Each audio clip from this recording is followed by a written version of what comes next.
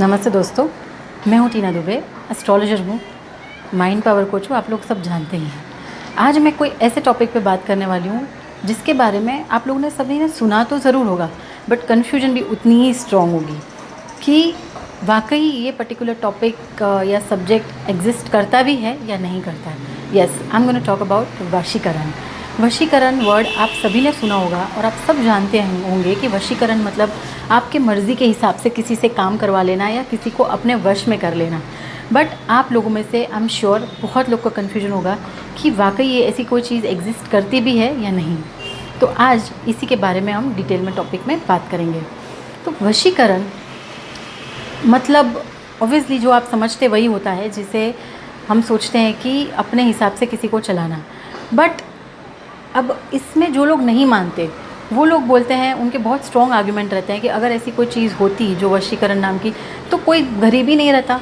कोई भी व्यक्ति वशीकरण जो जानता है वो किसी मल्टी मिलियनर को वश कर लेता और पैसे वाला बन जाता, या कोई भी व्यक्ति कोई हीरोइन को पटा सकता था, किसी हीरोइन के बारे में सोच सकता था कि वो वश में हो जाए। ऐसे कोई प्रोसेस अगर एग्जिस्ट करता वाकई तो कुछ भी हो सकता था। तो it's very dangerous about, right. तो ये आर्ग्यूमेंट बहुत अपने आप में स्ट्रॉन्ग है, नो डाउट अबाउट इट।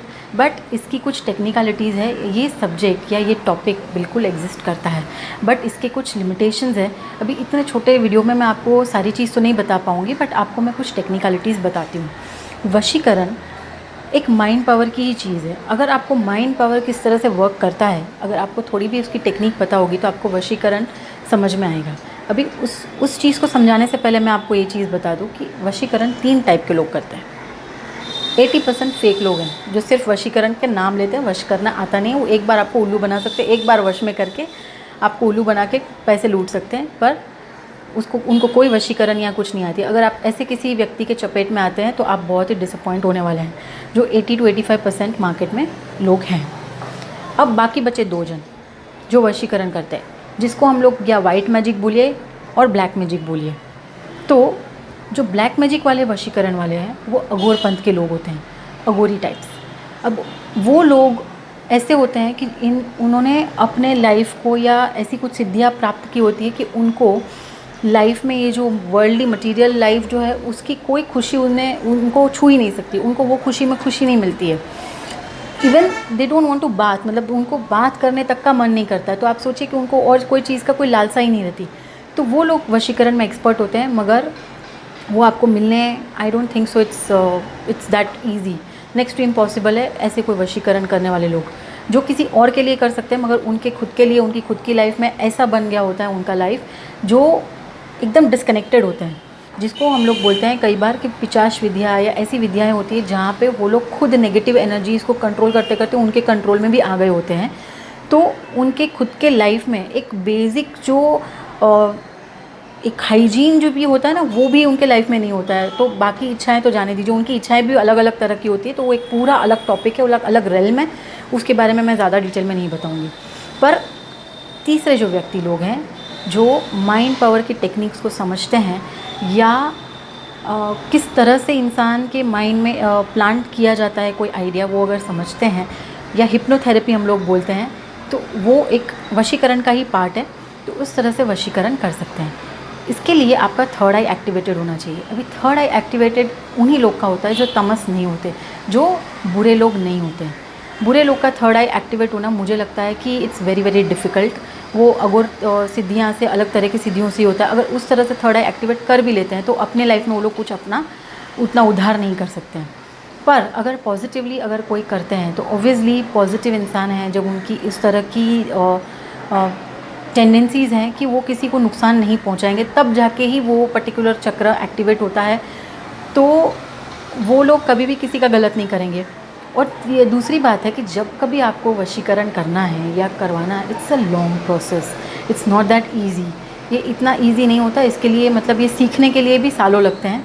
जैसे मेरे कोई स्टूडेंट्स हैं जो सीखने आते हैं तो उनको मैं मिनिमम बताती हूँ कि मिनिमम 1 साल लगेगा, maximum could be even 3 years 4 years और इवन 6 to 7 years ऑल्सो। तो उसमें आप कितना डेडिकेटेड रह के काम करते हैं, किस लेवल का मेडिटेशन करते हैं, किस लेवल की एनर्जीज़ को आप अपलिफ्ट कर पाते हैं, तो ही आप ये चीज़ें सीख सकते हैं। और ये सीखते सीखते ही व्यक्ति इतना ज़्यादा अपने आप की एनर्जी को एनहांस कर चुका होता है कि उसको अलग ही चीज़ में मज़ा आता है, मेडिटेशन में मज़ा आता है, जो चीज़ में होता है वो कंटेंटेड होता है अपने आप में, तो उसको कोई ऐसी लालसा ऐसी बचती नहीं है कि कुछ किसी का बुरा करे। अब रही बात कि वशीकरण करके हम अपना किसी का काम निकाल सकते हैं क्या, तो उसके मैं आपको बता रही हूँ। जो मैंने आपको पहले ही बताया था कि किसी लोग के स्ट्रॉन्ग आर्ग्यूमेंट्स रहते हैं कि वशीकरण से तो हम लोग किसी मल्टी मिलियनियर को वश कर लें और पैसा मंगा लें, या वर्ल्ड की कोई विश्व सुंदरी को बोल दें कि वो शादी कर लेगी। तो ऐसी चीज़ें नहीं होती। वश करने के लिए या वशीकरण करने के लिए आपका उस व्यक्ति के साथ कुछ कनेक्शन होना चाहिए, कोई इमोशनल बॉन्डिंग किसी तरह का होना चाहिए, कोई तो रिलेशन आपका बनना चाहिए। जैसे आपका नॉट ओनली ब्लड रिलेशन, मतलब इमोशन, वो व्यक्ति के मन में आपके लिए किसी तरह की भावना या किसी तरह का इमोशन होना ज़रूरी है। जैसे आपको बताएं कि अगर कोई ज़मीन है, अभी सामने वाले का माइंड आप समझ लीजिए ज़मीन है, उसके अंदर कोई तो बीज आपका होना चाहिए, तब जाके आप कोई पौधा उगा सकते हैं। अगर उसके मन में कोई बीज ही नहीं है तो आप कहाँ से पौधा उगाएंगे, आप कहाँ से एनर्जी डालेंगे। तो इसीलिए जैसे हम सोचते हैं कि कोई मल्टीपल मिलियनर को बोल दें, तो अगर वो आप व्यक्ति आपको जानता नहीं, पहचानता नहीं, उसके मन में आपके लिए कोई तरह का भाव नहीं है, तो आप उसको वश नहीं कर सकते हैं। ठीक है, so it's that easy thing to understand. तो ये सारी चीज़ें होती हैं। वशीकरण डेफिनेटली होता है, बट इसके लिए कुछ कुछ लिमिटेशंस है, कुछ कंडीशंस है, वो अगर फुलफ़िल होती हैं तो ही ये चीज़ वर्क करती है, अदरवाइज़ नहीं करती है। तो आई थिंक इतने छोटे से में मैंने काफ़ी जेन्युइन कोशिश की कि मैं आपको डिटेल समझा पाऊँ। बाकी आपको कुछ क्वेरी है तो यू कैन मेल मी। अभी तक इसके लिए इतना ही।